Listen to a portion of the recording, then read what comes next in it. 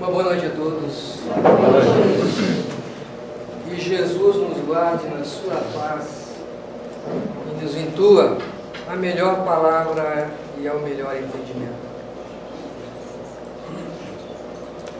Bom, para início de conversa, eu nunca me achei orador.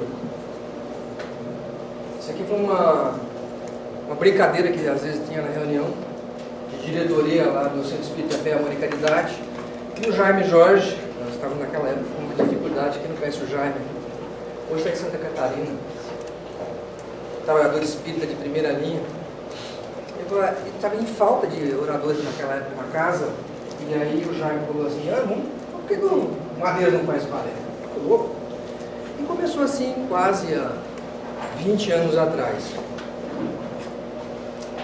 Não me vejo orador espírita, eu me vejo uma pessoa a qual encontrou a verdade espírita de uma forma meio dura, porque até os 30 anos de idade foi extremamente trevoso. Não vale a pena contar, porque aquilo que é mal a gente esquece, tende a esquecer porque é bom. É porque o auto-perdão, segundo o João Mendes, é fundamental para nós. Então eu não me vejo orador. Vejo um indivíduo que se apaixonou pela verdade espírita depois que essa verdade espírita o vindou a dias melhores na minha própria existência e na existência da minha família. Não vamos dizer que existe uma cura perfeita, mas sim um processo de cura lenta e gradual. Quando a gente fala da nossa gênese, a nossa morada verdadeira, claro que para nós espíritas isso já está embutido de que o mundo espiritual é a nossa matriz verdade. E era difícil entender isso. Até que um dia um querido amigo também lá do Centro Espírita Fé, Amor e Caridade, Oswaldo, me deu um exemplo muito legal. E não sei se foi uma espiritualidade que ele achou em alguma literatura, também não me lembro. Às vezes algum de vocês pode ter visto o mesmo modelo, o mesmo exemplo do que eu vou falar agora. Quem é que não conhece Mata Borrão? Difícil, só as pessoas com mais de 40, 50 anos sabem que é o Mata Borrão. Os mais novos não conhecem nem máquina de datilografia, que sabe Mata Borrão. Mas nós não podemos esquecer que o Mata Borrão foi uma ferramenta utilizada pelo próprio codificador espírita, que nos seus 9 anos do seu messianato neste mundo, para nos trazer o Consolador prometido por Jesus, usou demais. Porque antigamente a esferográfica ela foi feita depois da Segunda Guerra Mundial. Então até há um tempo atrás, 60, 70 anos atrás, não existia esferográfica, se escrevia através de nanquim. E o nanquim sobre um papel que não era de qualidade como se tem hoje, era um papel mais rugoso. E se molhava o bico de pato, que era uma espécie de cuia bem fina, feita de prata. Se mergulhava no nanquim, tirava excesso e escrevia. E lógico que aquele caminho de nanquinho ficava extremamente espesso. Então existia uma ferramenta meio côncava, ou convexa, não lembro. Mas aquela que parece uma gangorrinha, entendeu? Que era feita de um material poroso, que se passava em cima da escrita, que a tinha acabado de fazer, e tirava o excesso de tinta que sobrava. A sopradinha estava pronta, a frase escrita. O nosso codificador trabalhou muito com isso. Toda a codificação espírita, a revista foi escrita com o Mata Borrão em luz de lampião. Nós temos que tirar o chapéu para o nosso codificador. E o que fica em cima daquele Mata Borrão é o mundo físico. O mundo real é escrito embaixo. Então, na realidade, o mundo espiritual é o mundo real, o mundo de causa, onde tudo o que acontece no mundo físico é um reflexo mal feito do mundo espiritual. Talvez esse seja o melhor modelo que nós podemos dizer do mundo espiritual, porque ele é o mundo das ideias. O mundo físico é o mundo da matéria, da tabela periódica que nós conhecemos e que se concretiza em substâncias e se faz esse planeta lindo, maravilhoso nas diversas estrelas e constelações que nós temos por aí, que é só 5%, né? O resto é energia escura e matéria escura. 15% de matéria escura e 75% de energia escura que ninguém sabe o que é, mas que rege os conceitos da física quântica nova ao movimento das galáxias e move todo o conceito todo o circunspecto de gravidade como nós conhecemos de matéria que atrai matéria é a energia escura que nós não sabemos o que é. Sabemos hoje que é o mundo espiritual, o grande mundo, o mata-borrão. E o mundo espiritual é a escrita feita antes. Temos exemplos aos montes disso na codificação, na própria revista espírita, onde Kardec narra alguns espíritos discutindo sobre um novo modelo de roda feito de um material que resistiria à temperatura e que seria mole, e era preto. Ele estava falando do pneu, em 1870. Logo depois surge na Terra o automóvel, o pneu. Não era mais as carroças feitas de aro de aço, e sim envolvidas com uma substância pneumática, né? E o Goodyear chegou para a Terra e produziu. Então a gente percebe por esses pequenos exemplos que tudo o que acontece no mundo físico é um reflexo, antes ele é projetado no mundo espiritual pela espiritualidade. E vem os mensageiros aqui trazer as palhinhas para nós, labutar, desenvolver as coisas. Quantos aqui não exercitam as suas profissões? Isso não acontece dieturnamente. Não tem solução para um problema. E nós vamos dormir e vamos para o mundo espiritual, mundo de causa. E lá nós nos encontramos com quem conhece mais do que nós, nos ensina, nos volta. E nós voltamos com uma leve lembrança daquilo que a gente viu lá. E chegando aqui na nossa profissão, no nosso dia a dia, a gente resolve de uma forma tão rápida aquilo que a gente ficou às vezes semanas para aqui com aquele problema insidioso. Quem aqui não viveu esse problema? E logicamente que o nosso assunto hoje é o mundo espiritual. Não tenho aqui ideia de fazer um tratado de uma discussão desse livro, da obra do André Luiz. E só da parte do mundo espiritual são 16 obras. Seria impossível, novamente, destrinchar todas as obras que o André nos trouxe, que ele também é conhecido como repórter do mundo espiritual. E na maioria das vezes ele narra aquilo que ele vê e enxerga, e muitas vezes ele não consegue nos dar a explicação de como se forma aquilo na realidade. É um repórter mesmo observando o fato, mas não podendo demonstrar como é que aquilo se processa em todas as suas minúcias. Vai caber a nós despertar a nossa inteligência, despertar o desenvolvimento da mediunidade, para poder trazer a lume essas explicações mais no futuro, quem sabe, daqui a alguns milhares de anos, se a gente conseguir ainda permanecer nesse planeta maravilhoso.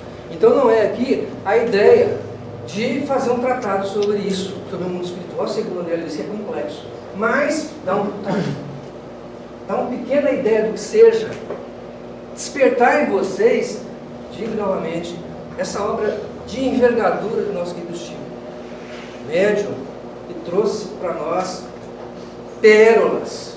E a obra de André Luiz é uma pérola.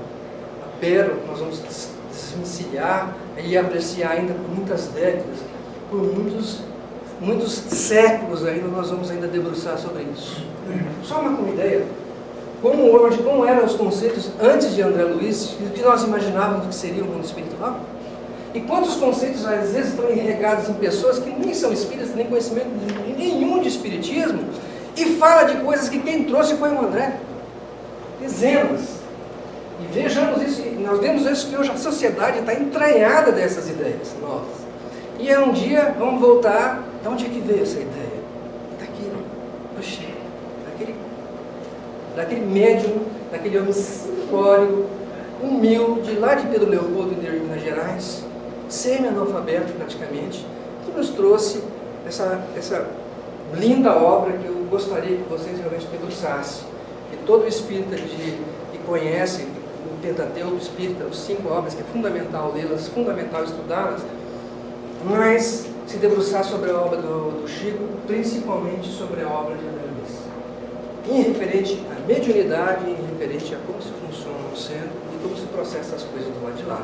É fundamental a gente conhecer a obra do André, devagarzinho ir estudando, lendo uma por uma, e estudando se possível. Vamos lá então. Qual dos dois mundos? O mundo espírita ou o mundo corpóreo é o principal na ordem das coisas? Foi muito interessante pelo nosso no Evangelho. E está lá no Livro dos Espíritos, parte 2ª, que são divididas em partes, 4. Capítulo 1, o mundo normal primitivo. o mundo espírita, que pré-existe e sobrevive a tudo. Hoje se fala em Big Bang, está se falando até em Big Crash, que talvez daqui a alguns trilhões de anos, esse universo aqui se esvai, se apague por completo. Todas as estrelas se apagam, todos os mundos, todas as galáxias dissolvem e viram novamente um Big Bang novamente. E acredita-se que vai ser bem um Big Crash. Pela própria constelação das galáxias, pela própria constelação das estrelas, que se transformam em anãs brancas ou em buracos negros supermassivos, e um se unindo ao outro, e uma galáxia engolindo a outra, num processo que nós percebemos que tem início, nascimento, vida e morte do nosso próprio mundo físico. E isso, a resposta hoje é quântica. Só a física quântica hoje pode dizer, só o conhecimento do universo como nós temos hoje, que ele teve início e vai ter um fim, tem uma lógica fundamental isso. Isso foi escrito há 160, quase 200 anos atrás. Não tinha essa ideia. O mundo espírita, que preexiste e sobrevive a tudo. Ele vai sobreviver a tudo, ele é um mundo real. Um mundo de causa. Está lá no Livro dos Espíritos. Kardec, lá na viagem de 1864, é escrito: um dia virá, sem dúvida, em que se reconhecerá que existe uma física espiritual. Podemos trocar ali. Um dia virá. Nós conhecemos hoje a física da mecânica de Newton, newtoniana. Conhecemos já a quântica, estamos abrindo ideia de como funciona o espaço e o tempo através de Einstein. Vemos a física normal, normativa, como ela funciona, mas ainda não engatinhamos na física espiritual de como funciona isso daí. E vai chegar um dia em que as duas vão ser uma só. Isso foi dito por Kardec em 1864. E hoje a gente já começa a deslumbrar isso. Que o tempo é relativo. Não é mais aquele badalar das horas como a gente imagina, segundo a teoria da relatividade especial. Parte. Então, na realidade, Kardec nos coloca uma coisa muito interessante, que é o verdadeiro espírito das tradições. Quando se fala em mundo espiritual, e na reencarnação, e nesse mundo que pré-existe, muitos das pessoas que estudam religiosos, muitas pessoas que estudam religião, acreditam que o espiritismo fere as tradições normais do que das crenças humanas, da pré-existência de Deus e do mundo espiritual, da vida e morte. E o espiritismo, como nós vamos ver, não fere essas tradições. Que tradições são essas? Hoje, o nosso cuidado deve ser o de vos esclarecer completamente, e ao mesmo tempo de fazer compreender a aproximação que existe entre a nossa revelação e a dos antigos. Temos uma outra tarefa a cumprir, a de combater a mentira, a hipocrisia e o erro. Tarefa muito difícil e muito árdua, mas do qual chegaremos ao fim, porque tal é a vontade de Deus. Viagem espiritual, Santo Agostinho, com essa mensagem. Né? Que tradições são essas? Essas são as tradições. Que as pessoas dizem que o Espiritismo vem trazer um novo conceito daquilo que é céu, que era antigamente a morada dos deuses. O céu era onde estavam os deuses, os nossos criadores. E o inferno, a morada dos demônios, aqueles seres que existiam para nos tentarem nos desviar do caminho da verdade, do bem. E o purgatório, que é uma danação dos injustos. É ou não é? Ou seja, quem é que não lembra da obra de André Luiz, a primeira? Nosso Lar, quando ele se encontra em Nosso Lar, que é uma zona de refazimento, uma cidade próxima à crosta terrestre. Muitas vezes as pessoas acreditam que Nosso Lar faz parte do mundo espiritual, mas ele está muito próximo ao nosso mundo. Né? Ainda tem a densidade do nosso mundo, ainda tem os conceitos e as concepções do nosso mundo. Lembra onde estava a mãe dele? A mãe dele estava num plano mais elevado, mais alto, e ele não conseguiu ver a mãe dele por muito tempo, até que ele tivesse mérito, até que ele tivesse cunho vibratório e que a mãe dele pudesse comunicar-se com ele. Então nós percebemos que existem muitas esferas mais elevadas do que a nossa, mais elevada que o de André Luiz, e que existe algo infinito, e nós nunca mais negamos o conceito de céu, da tradição do céu.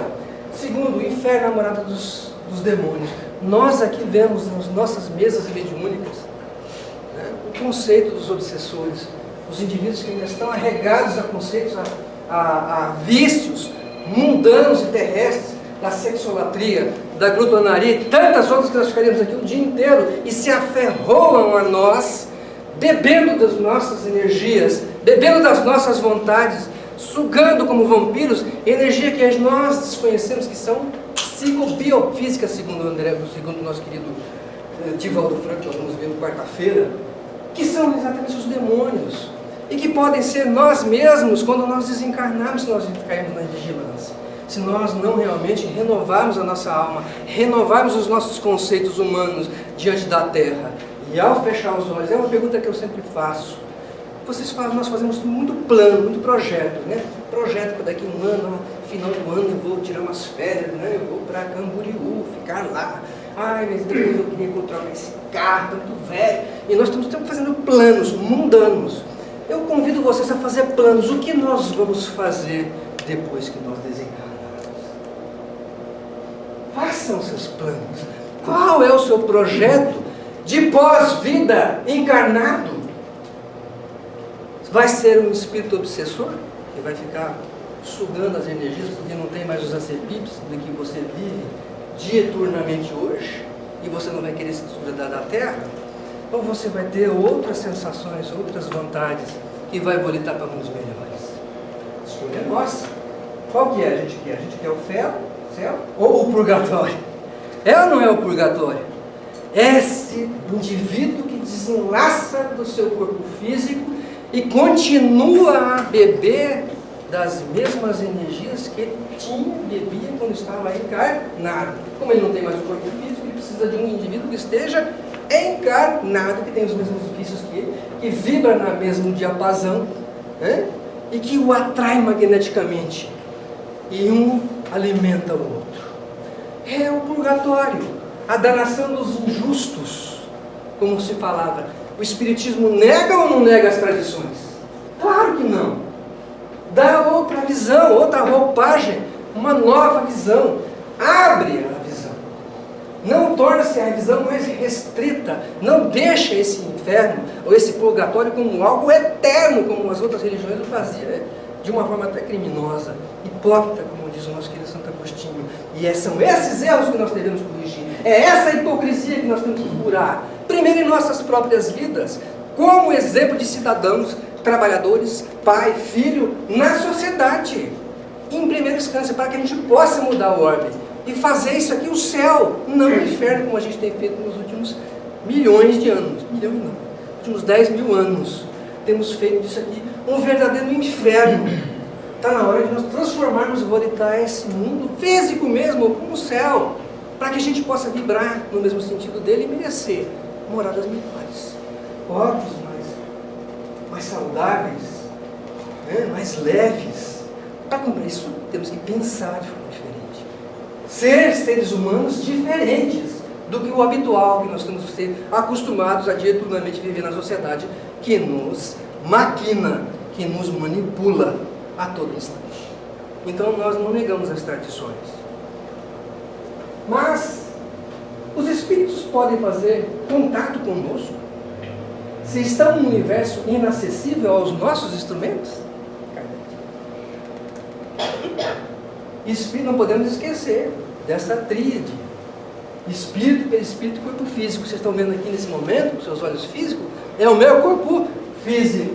E o meu perispírito hoje é muito parecido com esse corpo físico que ele está. Porque é ele que vai plasmar as minhas entranhas, os meus órgãos internos, a minha pele, os meus olhos, o cabelo, o meu cérebro, que faz contato com o meu espírito, a minha, todo esse, quem faz é o espiritismo, o perispírito, que é comandado por esse espírito, essa centelha luminosa que mais parece com Deus. Daí que vem a nossa filiação com o Criador. Não podemos esquecer essa trindade para poder dizer isso aqui. Quer dizer isso aqui. Lembramos que nós, seres humanos, estamos vivendo em dois mundos. Isso a gente não pode esquecer nunca. Mas quando eu for para o mundo espiritual, eu falo, meu amigo, você está no mundo espiritual. Não existe um mundo físico e um mundo espiritual como dois elementos separados. Isso é uma visão mecânica e material que nós temos das coisas. O mundo espírita está entranhado, envolvido no nosso mundo físico. Ele pertence ao mundo físico, espiritual. O mundo físico pertence ao mundo espiritual. Nós temos que parar com essa ideia de que vivemos e temos a certeza que nós vivemos em dois mundos paralelos. Uma ideia disso é os médiuns. Isso me tirou da loucura. Senão eu estava provavelmente num hospício ou numa prisão. Já falei isso para vocês. Por isso que o Espiritismo é realmente consolador, é o orientador de nossas vidas, é o nosso sinuelo. Nós não podemos esquecer disso, que o Espiritismo é o nosso sinuelo, é o grande consolador prometido por Jesus, que veio e nos guia com um corpo físico no mundo material e no mundo espiritual como o nosso corpo espiritual, que é o Espírito. Ora, por quê? Quer um exemplo? Olha o que acontece com vocês quando vocês dormem. Parte vocês lembram, que é quando nós estamos mais próximos, o nosso perispírito está chegando, se aproximando do nosso corpo físico. É aquele pré-sono que a gente tem, aqueles sons oníricos que misturam uma coisa com outra. A nossa realidade física com aquilo que a gente viu no mundo espiritual faz uma coxa de retalho. Lembra aquela coxinha de retalho que fazia com um pedacinho de retalho colocar na porta? Aí aquilo são sonhos. Na realidade, o que você passou pelo mundo espiritual, você esquece. E aí você tenta montar na hora que você está chegando. E vira aquela coxa de retalho. Os sonhos, o sono é a nossa emancipação momentânea. Onde nós damos uma prega para o corpo para ele se refazer. Muitos processos orgânicos de refazimento do corpo físico acontecem no sono. Ele é fundamental. Sem o sono, morreremos. Não teremos vida física mesmo. Seria impossível viver fisicamente sem o sono. Porque muitos processos bioquímicos acontecem só no sono. São necessários para o refazimento do corpo. É uma grandiosidade que a gente ainda mal arranha. Né? Então nós vivemos em dois mundos. Quando dormimos, vamos para onde? E o que é mais legal? Lembramos um pedacinho muito pequeno. A grande pedaço a gente não muda, porque é o momento em que realmente nós estamos no mundo espiritual. Em conferência com quem nós escolhemos. Não pense que vocês vão lá para o mundo físico, para o mundo de refazimento. Não vamos, não. Nós vamos para os lugares que nos apetecem. Aí vai da consciência de cada um. O que Grangeiro no seu coração? O que você deseja? Quando você dorme, você vai para junto dos teus. Isso é fundamental para a gente entender. Na frente. A loja tem o desenlace físico, que a gente chama de morte. Morte é aquilo que morreu, que não existe mais, que fenece, que encerra. É um termo ruim, morte. Mas a gente entende assim, porque o nosso rigor, nossas palavras, segundo Kardec, lá no início dos prolegômenos, nos diz que a nossa língua, a nossa linguagem ainda é muito restrita. Mas o que acontece realmente é um desenlace físico dos liames perispirituais com o perispírito, com o corpo físico. Um a um, quando ele se liga lá na nidação, no útero da mãe, ele vai se ligando. E aos 8 anos se completa. E na morte, né, ou desenlace físico, um a um eles vão se desatarrachando. Essa é a morte, é a volta para o nosso verdadeiro plano. E lá, o que sucede à alma no instante da morte? Voltar a ser espírito, isto é, volve ao mundo dos espíritos, donde se aparta momentaneamente. Segunda parte, Livro dos Espíritos, parte 2, capítulo 3, de volta ao mundo espiritual, a alma após a morte. Está lá, pode ver. Isso está no nosso. Aonde isso está na obra de André? Eu falei para vocês que era só um circunspecto. Por que Chico é o Chico? É aquela mediunidade que a gente diz quase perfeita. A melhor mediunidade que nós temos todos. Porque nós não vamos encontrar na obra mediúnica do Chico nada que desvirtue e descontraria aquilo que está no Interior Espírita, que está no Pentateuco. Que está nas tradições, a nossa tradição também. nos nossos dogmas, porque o Espiritismo também tem dogma, acha que não? Tem dogma, né? Não desvirtua em nada, em nenhum momento, muito pelo contrário, ele vai lá, abre o leque, abre a essência, lá em Nosso Lar, que foi escrito em 1944, capítulo 1, nas zonas inferiores é o capítulo, é a narrativa do ambiente em que se encontrava o próprio autor, André Luiz, logo depois de seus desenlaces, nas regiões umbralinas, está na 149, é ou não é? Está em André. Quem depois, olha, livro Nosso Lar eu não acho assim o melhor livro do Chico, o melhor livro de André. Tem outros muito bons, que tem até mais conteúdo, mas o Nosso Lar, ele provoca uma reviravolta nos conceitos religiosos do planeta, porque foi a primeira vez no mundo que alguém narrou isso, slipse por slipse, fato por fato, comentando, primeira vez. E hoje a gente tem uma ideia do que realmente nos acontece no pós-morte, que nós continuamos vivos e que às vezes ligados ao corpo físico, graças ao André Luiz, graças à narrativa dele de Nosso Lar. Quantas coisas mudou nos nossos conceitos, quantas coisas mudou em religiões, não no Espiritismo. Muitas religiões ainda copiam isso, meio assim, meio devagarzinho, mas eles vão colocando exatamente aquilo que Kardec nos disse, que o Espiritismo não seria a religião do futuro, mas o futuro das religiões. Vem Chico nos trazendo fatos, fato que corrobora a codificação. Por isso que foi muito corajoso, 1944, muito corajoso, muito audaz, de uma coragem fantástica, porque podia muito cair-se na chacota, né? Poderia ser colocado de lado como um louco, mas não, viu-se ali uma verdade. Todos os que leem aquele livro se emocionam. Difícil é a pessoa que não lê. Há quem não lê, porque tem medo. Convidei às vezes um amigo que não era espírita, dei para ele: olha, você quer ver um livro? Não, um livro escrito não, evangelho não vou ler essas coisas não. Então leia o Nosso Lar. Leia o Nosso Lar. Vê se existe aí uma incoerência. Vê se não existem grandes verdades aí, ditas até pelos antigos, de às vezes de mundo passando. Existe um sonho de um guerreiro ateniense, que ele conta que ele atravessou o Rio da Morte, que é muito parecido com o que o André fez, mas meio de leve, numa da mitologia grega, nos conta essa história desse. Eu ia trazer, eu tentei achar e não consegui, mas a ideia é muito antiga, então ela está arregada dentro dos nossos corações, porque lá nós lembramos, porque nós já morremos muitas vezes a gente já desenlaçou, e muitas vezes passamos por coisas semelhantes ao André, que não é muito diferente, depende da constituição e da vida que cada um vive.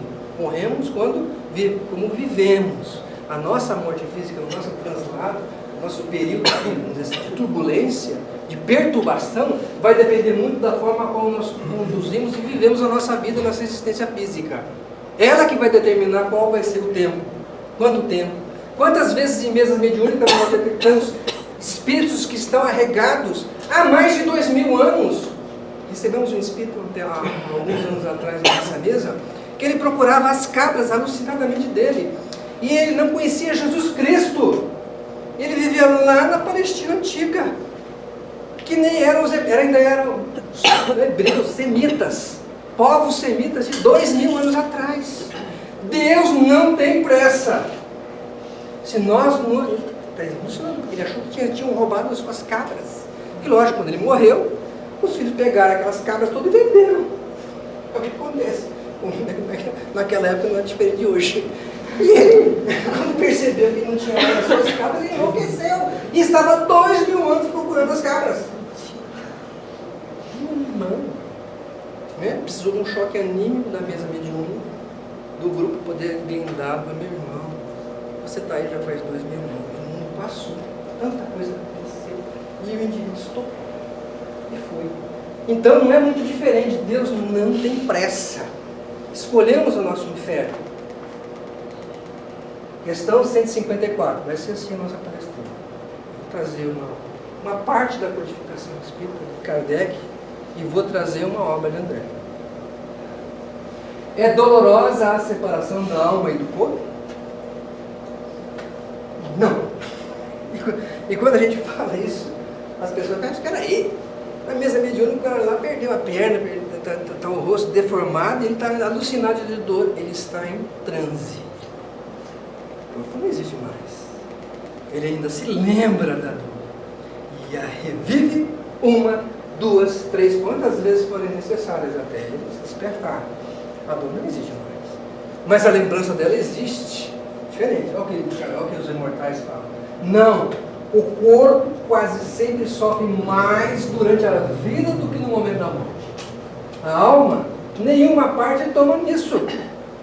O sofrimento que algumas vezes experimentam no instante da morte são um gozo para o espírito, que é ver chegar o término do seu exílio. Eles estavam falando por eles. Mas na maioria das vezes a gente sabe que qual que é a sensação que você vai ter? Qual é a sensação? E a gente percebe quando atravessa o cinquentenário, 50 anos de nossa existência, a gente começa a ver as nossas forças começando a faltar. A nossa capacidade de raciocinar começa a diminuir, a nossa força física, os nossos reflexos começam a diminuir. E a gente vê, antecede a aproximação do desenlace físico da morte. E é duas coisas que nós podemos fazer: nos alegrarmos com isso, ou vivermos entristecidos e alucinados, tentando retardar isso o máximo possível. E viver de forma harmoniosa com a morte, porque ela é um processo digno da vida, necessário para a gente ganhar uma nova roupa. A minha roupa está rota, quero uma nova. Qual que é a criança a qual você oferece uma roupinha para ela? Não, essa roupinha está velha, você vai ganhar uma roupinha nova, não fica feliz. Por que nós nos entristecemos quando estamos próximos da nossa roupa rota ser jogada fora e ganharmos uma nova? Qual o conceito? É isso que a espiritualidade está nos dizendo. E a maioria, depois que morre, ainda fica arremetando a roupa velha, tentando remendar aquela roupa velha que já está no chão virado terra. Muito já virou até esqueleto. E o esqueleto, às vezes, muitos até já desapareceu. O cara está lá, tentando mudar. É uma escolha nossa. Onde está isso? Ó, Livro dos Espíritos, parte 2, capítulo 3. Esse capítulo é ótimo. De volta ao mundo espiritual. Separação da alma do corpo. São subdivisões que o Kardec faz muito bem. De novo, nosso lar. Ótimo. Nosso lar, capítulo 2, chama-se Clarencio esse capítulo. Descreve o período das anos de aflição da alma até os resgates por Clarencio, seu futuro mentor no nosso lar, cidade espiritual de amparo das almas da erraticidade. Para André Luiz foram alguns meses, mas o tempo passou 8 anos lá nos umbrais. O tempo lá é diferente. Nós vimos isso exatamente no 154, no capítulo 2 lá de nosso lar, em Clarencio. Convido vocês a ler com mais paciência esse livro e ver por que ele ficou lá todo aquele tempo. E depois ele volta, quando ele volta a ter a permissão para ele rever a sua esposa, lembra? Quando ele volta em permissão, e lá ele encontra a esposa dele casada com outro homem. E imediatamente ele volta para onde? Umbral. Percebe qual que é a diferença? Ele começa a vibrar de forma diferente. Essa casa é minha. Esses são meus filhos. Essa é minha esposa. Que nada, meu irmão, você já foi. E ele volta para o nosso lar. E aí ele se toca. Ele, meu Deus. Aí ele fala, o que eu fiz? E como é que ele volta? Para nosso lar. Ajudando o marido dela, frutificando a água, que estava doente, estava acamado com processo infeccioso, né, a gripe forte, lembra? Fluidifica a água.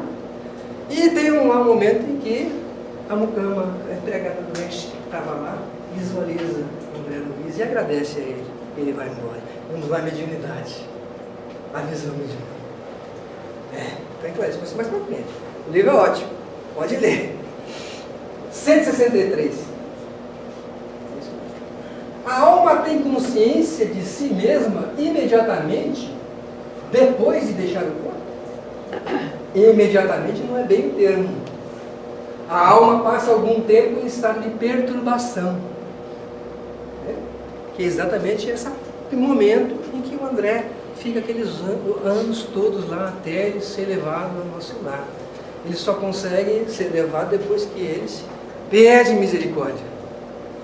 Ora, lembra de todos os problemas, todo o indivíduo que ele foi, que ele faz a catarse, que ele tem a real sentido de que ele realmente morreu e de que ele está purgando pecados. E aí ele pede misericórdia, ele ora. No momento em que ele ora, Clarence aparece. Arrependimento. As tradições estão aí, não estão? Nos livros do André. Estão. Todas elas. E o que Jesus dizia quando chegava nas primeiras palavras que ele fazia no seu colóquio lá na antiga Palestina? Ou o que falava João Batista? Arrependei-vos, porque é chegado o reino de Deus. Eis o Cordeiro de Deus que tira os pecados do mundo. Era Jesus chegando. Minhas tradições. Nós estamos desmentindo alguma coisa? André está desmentindo alguma tradição? Não. Só dando exemplos práticos de como é o processo. Como essas tradições complexas. De uma parte, nós saímos das fábulas e partimos para exemplos reais da intervenção dos espíritos no mundo corporal. Essa aqui é uma parte que eles não gostam. Isso aqui não gostam de jeito nenhum. Nenhuma religião gosta, mas nós sabemos que ela ocorre. E ordinários são eles que nos dirigem. 456. Veem os espíritos tudo o que fazemos? Pergunta Kardec aos imortais. Podem ver, pois que constantemente vos rodeiam. Cada um, porém, só vê aquilo que dá atenção. Não se ocupam com o que lhes é indiferente. Se entrar um espírito benfeitor na sua casa, ele vai entrar porque você vibrou de uma forma positiva, que você orou, que você pediu, você entrou em sintonia com ele. Ele vai entrar em contato com você, vai ver você, vai ver sua necessidade. A mesma coisa no momento em que você é em estado de ódio, em estado agressivo, você vai atrair os espíritos que são agressivos e vão incitar esse ódio em você. E ele só vai enxergar você, o seu ódio, a sua psicosfera. É isso que Kardec está nos contando nessa época. Eles não veem aquilo que não nos interessa a ele. Você abre uma latinha de cerveja, pode ter certeza, vai ficar assim, vai beber com você. E vai ficar só com você, não vai atormentar a tua filhinha que está lá do lado assistindo desenho. Vai não. Só você. Porque o resto para ele é indiferente. E é onde a gente vê isso? Lá no livro de parte segunda, capítulo 9, da intervenção dos espíritos no mundo corporal. Capacidade que os espíritos têm de penetrar nos nossos pensamentos. Maravilhoso. Maravilhoso. E onde a gente vê isso na obra? Libertação. 1949. Um livro fantástico. Bem, todos os que eu colocar aí, junta um livro bom para começar a ler André. São os meus preferidos. Libertação, 1949. Conta a história de Margarida, uma mulher que está sendo motivo central de uma rebelião de espíritos das trevas que estão tentando destruí-la. Esses espíritos obscuros agem sob a chefia de uma entidade coletiva chamada Dragões do Mal, chefiada por Gregório, seu antigo pai em sua prévia encarnação passada. Então nós percebemos que os amores que nós granjeamos nesse mundo ficam com nós. E os desafetos que nós desagregamos nesse mundo também. E esse negócio de que é morto, o animal morto veneno, é mentira. É o engodo, é a grande hipocrisia que se paga no mundo real. A qual Santo Agostinho nos falava lá no início. Eles continuam com nós. Essa história é legal mesmo, muito legal. E a gente percebe o quão organizados eles são para fazer o mal. São muito organizados para fazer o bem, muito, bastante.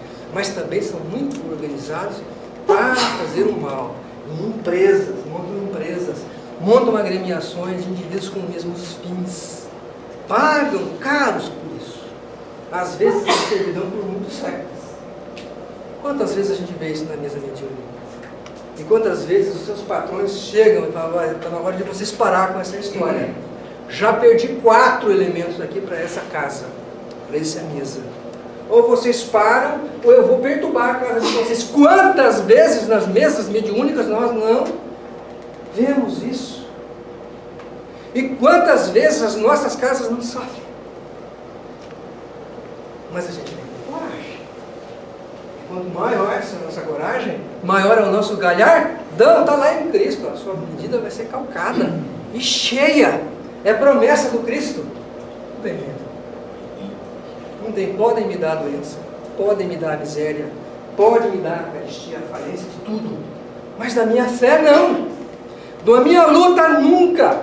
Dos meus conceitos de probidade, de honestidade, de empenho em trabalho, eles não vão me tirar nunca. Jamais.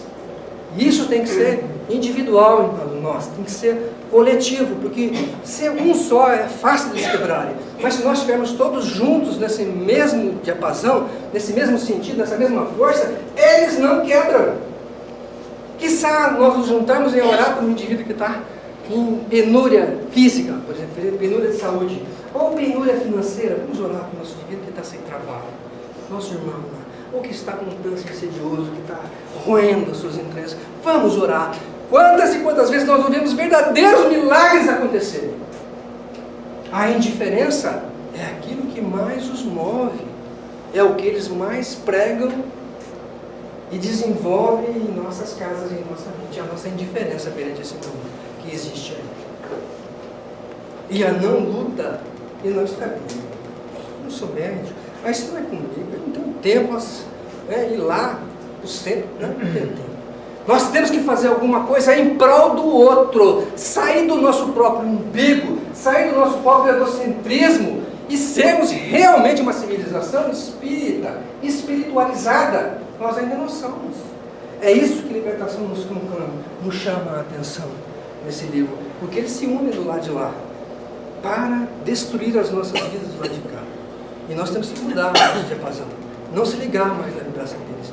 E eles são extremamente ardilosos, extremamente inteligentes. Não pense que o demônio é aquele bicho feio, chifrão não é, não.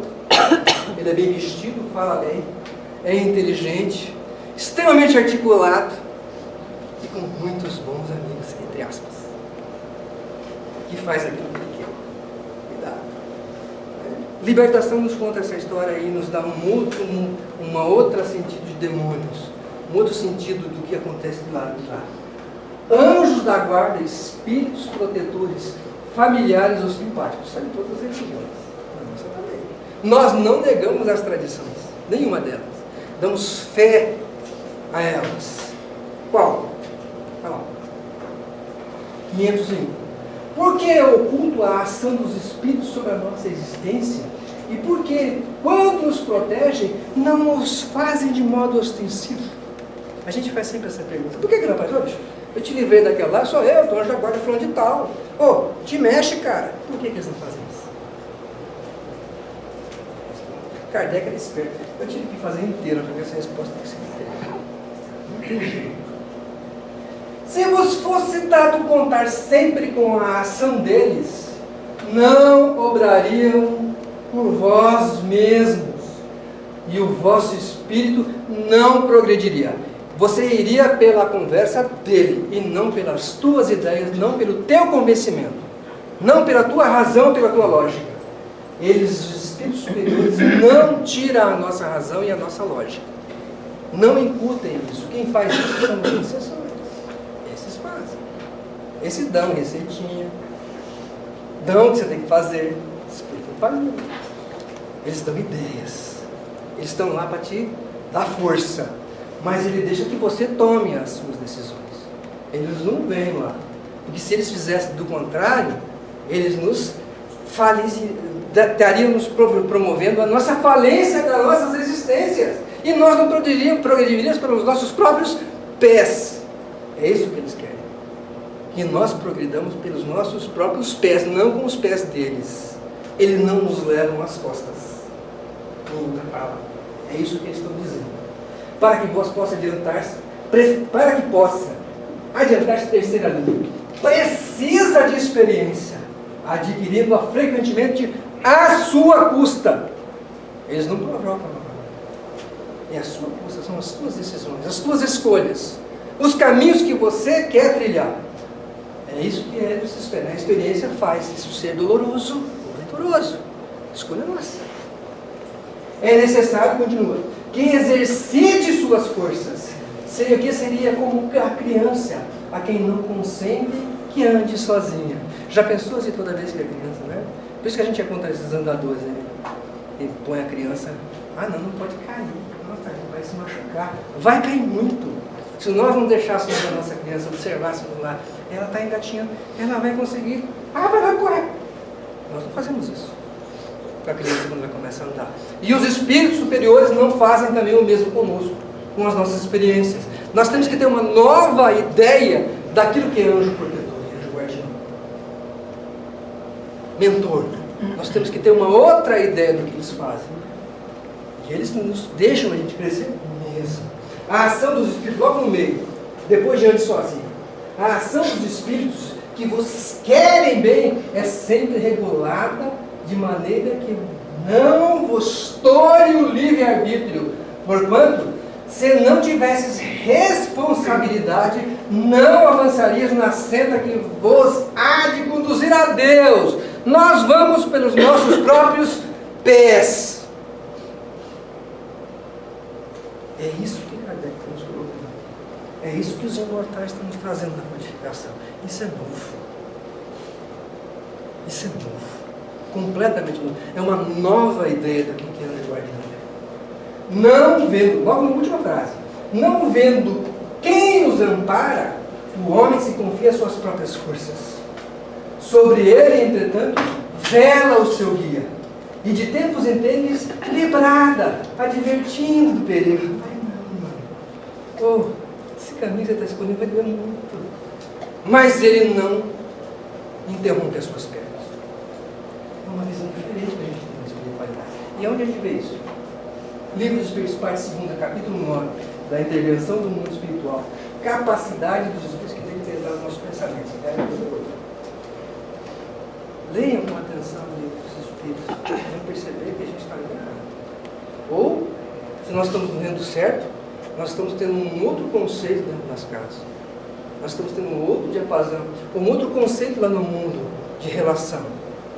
Nós temos que passar a ter um outro conceito, viver de forma diferente. Vivência espírita, lá fora, na vida prática, com a família, com os nossos clientes, com o trânsito, com tudo. É isso que os Espíritos nos bradam e nos pedem. Que nós sejamos indivíduos diferentes. Aonde isso? Os Mensageiros, 1941. É onde a gente vê isso acontecendo de verdade. André Luiz e Vicente, o André Luiz está sempre capitaneado, tutelado por um espírito um pouquinho melhor que ele. Sob o comando do protetor Aniceto. Esse é o livro. Após estágio no centro de Mensageiros, que era uma zona, antes de sair do nosso lar, uma zona próxima, mais próxima ainda à Terra, mais próxima às vibrações densas da Terra. Para a crosta do plano terrestre, no caminho pernoite no posto de socorro, onde André Luiz realiza um proveitoso estágio. Ali conhecem amigos espirituais responsáveis pelo Campo da Paz, colônia próxima ao posto de socorro. A seguir, os três se dirigem à crosta, onde permanecem por uma semana, num lar humilde, verdadeira oficina de nosso lar, na Terra, participando de atendimentos a encarnados e desencarnados, sobressaindo preciosos ensinamentos sobre reuniões mediúnicas. É lá nos Mensageiros que a gente vê exatamente isso que eles falaram. Eles não intervêm. Ajudam, amparam quando a gente bate. Batei e abrir-se-vos na colocação de Jesus. A gente tem que bater para poder se pedir. Mas pedir de verdade. E aí acontece. Caso contrário, a gente vê isso nos livros mensageiros. É uma baita obra, uma das minhas preferidas.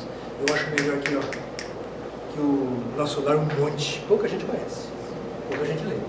Essa é melhor que o Nosso Lar, eu acho. É muito boa. Todo centro espírita que tem uma mesa mediúnica deveria lê-la, né, para saber como processa do lado de lá. Um intercâmbio entre os que estão trabalhando na mesa de assistência espiritual desencarnada e o mundo de lá de lá, como processa. Eles não nos abandonam de jeito nenhum, porque eles sabem que ali é reunião nobre. Ninguém ali está por interesse pessoal. Ninguém ali vai ganhar din-din. Ninguém. Vai ganhar só o apreço uns dos outros, conhecimento. E aquela sensação boa e agradável que a gente tem quando a gente faz o bem a alguém que não tem nos capacidade de pagar nada, ninguém tem. A gente tem uma sensação boa dentro de nós que dinheiro nenhum de transação comercial que nós façamos que nos renda milhões vai dar. Não? E aí a gente começa realmente a gozar daquilo que o céu tem para nós. Pequenos grãozinhos de açúcar que eles põem na nossa boca. Esse livro dos Mensageiros, exatamente aquela colocação do livro na quinzinha. E para encerrar, pastoreiro, a prece.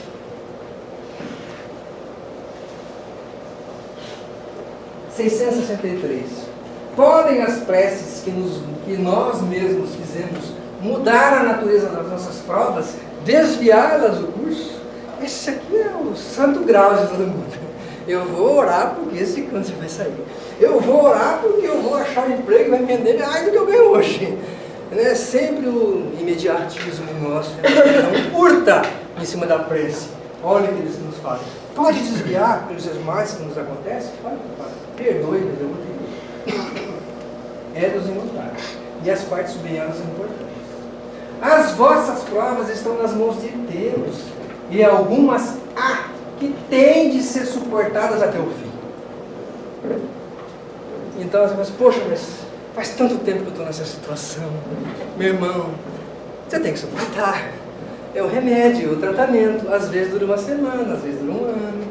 O médico lá tem esses tratados, né? Tem essas profilaxias, não tem? Não tem. A espiritualidade, os nossos pagamentos, os nossos deméritos do passado e a corrigida para sanar também tem o tempo necessário. É a tal da resignação que a gente não conhece. Experimentamos a dor e queremos que ela vá embora de imediato. Às vezes não é possível. Olha só.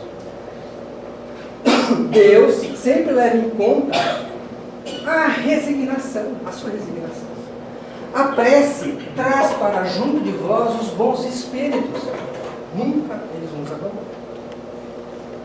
No momento em que nós imprimimos uma prece, tenhamos a plena certeza de que eles vêm. E eles estão nos escutando. E vão nos amparar. Às vezes não para aquilo que a gente quer, mas aquilo que pode ser feito. É diferente. Junto de vós os espíritos. E dando-vos estes a força de suportá-las corajosamente. É isso que a gente esquece de pedir nas preces. A gente pede que vá embora a dor, que vá embora o sofrimento, mas nunca nós pedimos força para suportar a passagem.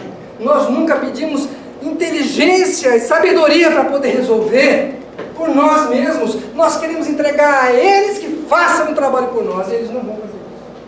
Que resolvam, e eles não vão fazer isso. Nunca. Continua. Dando-vos força para suportar. Menos rude elas vos parecem.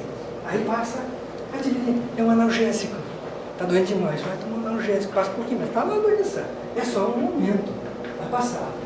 Temos dito que a prece nunca é inútil, quando bem feita, porque fortalece aquele que ora, o que já constitui grande resultado. Ajuda-te a ti mesmo, e o céu te ajudará, bem o sabes. Demais, não é possível que Deus mude a ordem da natureza ao sabor de cada um. Deus não vai mudar as regras da natureza porque você pediu. Não vai. Continua aí. Demais, porquanto, não é bem no meio, porquanto o que do vosso ponto de vista é mesquinho e da vossa vida é efêmera, vos parece um grande mal, é quase sempre um grande bem. É aquela criança ranheta que o remédio é amargo, mas ela não quer tomar de jeito nenhum, e a mãe insiste em dar, e vai dar. Vai pegar, botar ele no meio das pernas, vai abrir a boca, prender e vai enfiar na goela. Vai ou não vai? É o que ele também nos faz. É o que o Senhor da vida também nos faz. Porque na maioria das vezes, na grande maioria, aquela dor, aquela falência, aquela doença é a cura.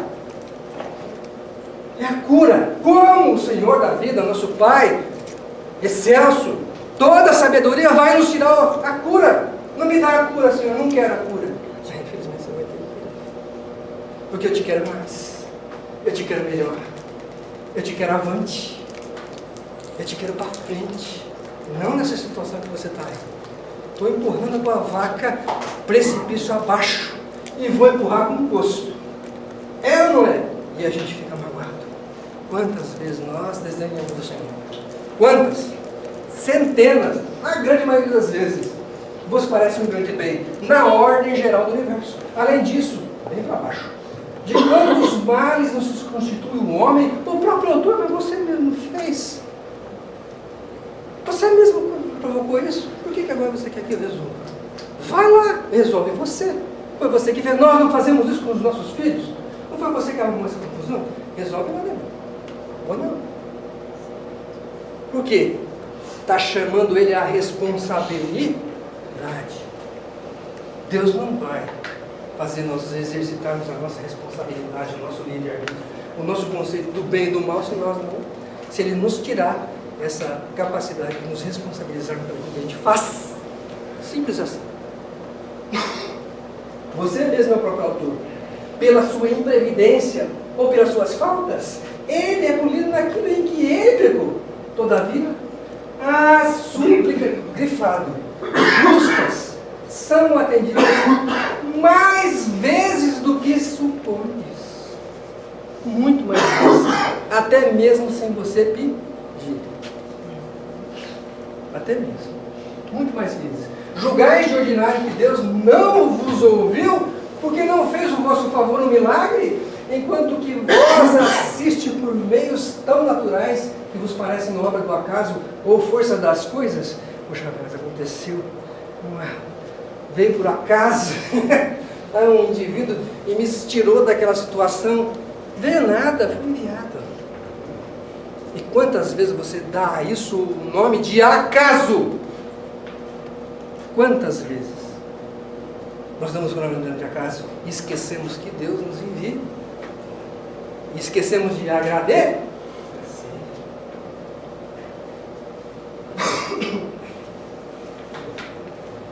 Última frase.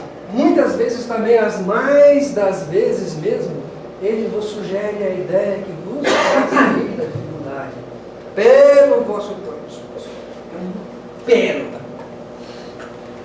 Todo mundo que vai fazer prece não queria ser 163. A gente vai começar a fazer prece feliz. Você vai nos botar, tá bom. Livro dos Espíritos, parte 3, capítulo 2, da lei da adoração. Prece. Entre o céu e a terra. 1954.